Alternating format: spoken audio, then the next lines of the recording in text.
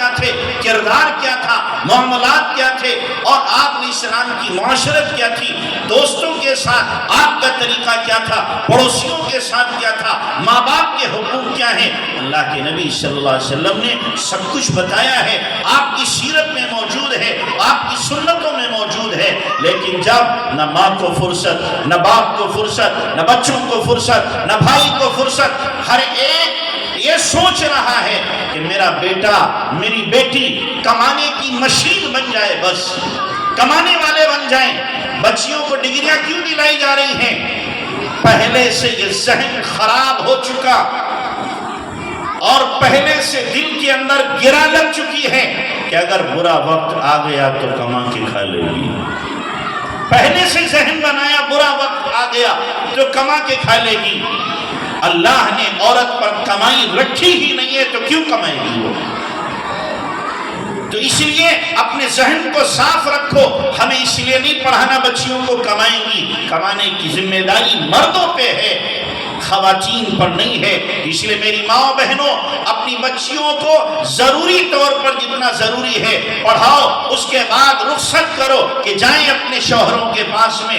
ہماری عزت ہماری بیٹیاں ہیں، ہماری بیٹیاں ہیں۔ اگر ہماری بیٹیاں گھر سے نکل جاتی ہیں، ہماری عزت پر پٹا لگ جاتا ہے، داغ لگ جاتا ہے جس کو کبھی مٹایا نہیں جا سکتا۔ آپ قرآن اٹھاؤ، قرآن میں اللہ نے کیا فرمایا ہے کہ حضرت مریم جب حضرت عیسیٰ علیہ السلام کو لے کر کے آئیں تو قوم نے کیا کہا؟ یا اخت ہارون، او ہارون کی بہن۔ بھائی پر پٹا لگایا، او ہارون کی بہن۔ ما کان ابوک امرأ سوء، تیرا باپ تو برا آدمی نہیں تھا، یہ کیا تو نے کیا؟ بغیر باپ کے بچے کو لے کے آ گئی۔ ما کان ابوک امرأ سوء وما کانت امک بغیہ، اور تیری ماں بھی بدکارہ نہیں تھی، تو نے یہ کیا کیا ہے؟ آپ دیکھیں کر رہی ہے مریم، بدنام کون؟ بھائی بدنام ہو رہا، باپ بدنام ہو رہا، ماں پر بٹا لگ رہا ہے۔ ایک بچی کا غلط قدم اٹھتا ہے، خاندان بدنام ہو جاتا ہے۔ تو اس لیے اپنی بچیوں کی حفاظت کرو دینی تربیت کے ذریعے سے، دینی تربیت کرو، دینی ذہن سازی کرو، اور ان کے دل و دماغ میں دین کو بٹھا دو، اور اتنی عظمت بٹھا دو کسی حال میں بھی اپنے ایمان کا سودا کرنے کے لیے تیار رہ سکے۔ تربیت کس کو کہتے ہیں آپ کو نہ معلوم ہو؟ تربیت کس کو کہتے ہیں؟ ایک ایک بات پر اس کی نظر رکھی جائے، ایک ایک نقل و حرکت پر نظر رکھی جائے۔ ماں جب نیک ہوتی ہے تو نظر رکھتی ہے۔ نظام الدین اولیاء رحمت اللہ علیہ سے ماں سے آ کر کہہ رہے، اماں میں نے چاند دیکھا ہے، میں نے عید کا چاند دیکھا ہے۔ ماں کہنے لگی، بیٹا آئندہ عید کا چاند تو دیکھے گا پر ماں کو نہیں دیکھے گا۔ لپٹ گئے ماں سے، اماں مجھے کس کے حوالے کر کے جا رہی ہو؟ مجھے کس کے حوالے کر کے جا رہی ہو؟ ابا ہے نہیں، آپ بھی جا رہی ہو؟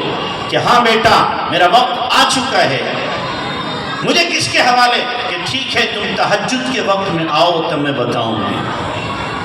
اگلے دن نظام الدین اولیاء تہجد کے وقت میں پہنچے تو دیکھا ماں مصلی پر بیٹھی دعا کر رہی ہے۔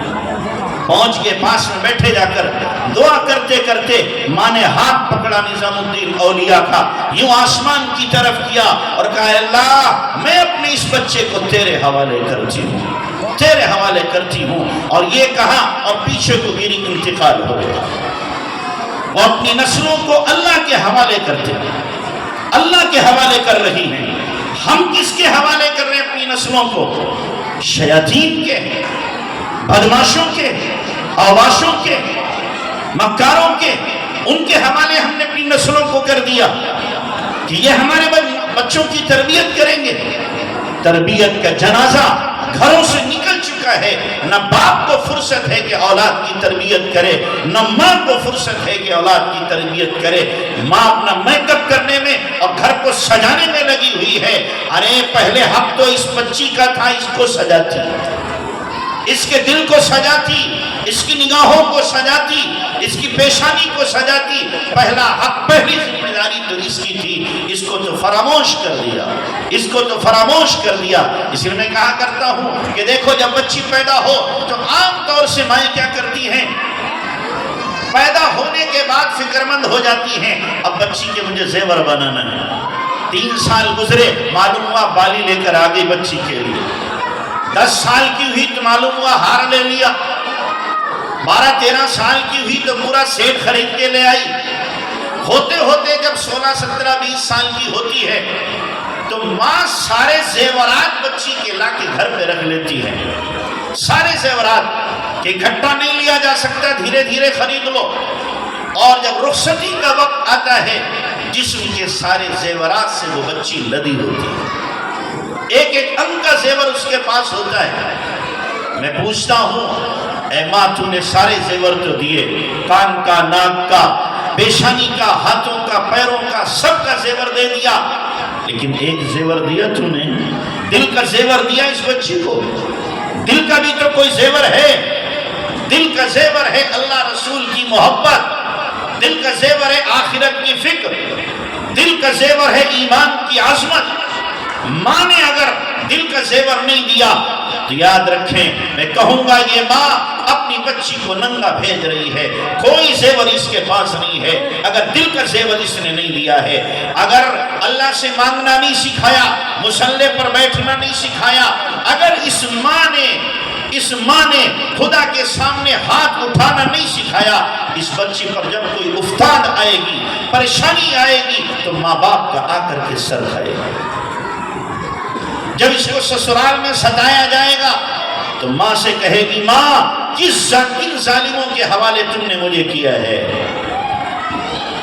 बाप से कहेगी, अब्बा जो हमारा ससुर है ये बड़ा दरिंदा है, मेरे देवर हैं मुझे सताते हैं, शौहर मेरी तरफ तवज्जो नहीं करता। माँ बाप को आके अजियत देगी, परेशान करेगी, उल्टी सीधी सुनाएगी। और अगर माँ ने दिल का जेवर दिया था, अल्लाह से ताल्लुक दिया था, मुसल्ले पर बैठना सिखाया था, तो अब यही बच्ची क्या करेगी? जब इसको ससुर सताए, सास सताए, नंदे सताए, जेठ सताए, न बाप से कहेगी न माँ से कहेगी, बल्कि सीधा रात की तन्हाई जब सन्नाटा हो जाएगा, सब सो जाएंगे, ये वजू करेगी, मुसल्ला बिछाएगी, 2 रकात नमाज पढ़ेगी और फिर अल्लाह से कहेगी, मेरे अल्लाह तमाम इंसानों के दिल तेरे कब्ज़े हैं।